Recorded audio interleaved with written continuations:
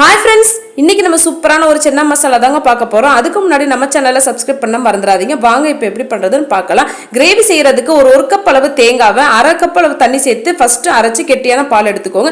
ரெண்டாவது ஒரு 1/2 கப் தண்ணி ஊற்றி பால் எடுத்துக்கோங்க. அந்த பாலை இந்த சட்டியில சேர்த்துட்டு அது கூட வேக வச்ச சென்னா மசாலா 1 ஸ்பூனுக்கு மல்லித்தூள், கறி மசால் பொடி, சீரகப்பொடி, மஞ்சத்தூள் சேர்த்து நல்லா கிளறிக்கோங்க. கூடவே 3 ஸ்பூனுக்கு மல்லித்தூள், ஒரு தக்காளியில கொஞ்சோண்டு மல்லித்தலை சேர்த்து அரைச்சு வச்சிருக்கேன். அதையும் இது கூட சேர்த்துக்கோங்க.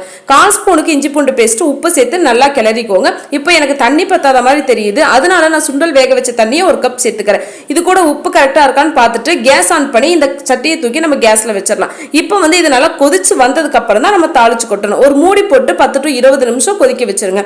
இப்போ கொதிச்சிருச்சு. இந்த ஸ்டேஜ்ல நம்ம ஃபர்ஸ்ட் எடுத்து வச்சிருக்கோம் இல்லையா தேங்காய் பால், அதை ஊத்திட்டு நல்லா சுண்டி வரும்போது கொதிக்க விட்டு இறக்குறீங்கன்னா சூப்பரான கிரேவி ரெடி. கருவேப்பிலை, வெங்காயம் சேர்த்து தாளிச்சு கொட்டிக்கோங்க.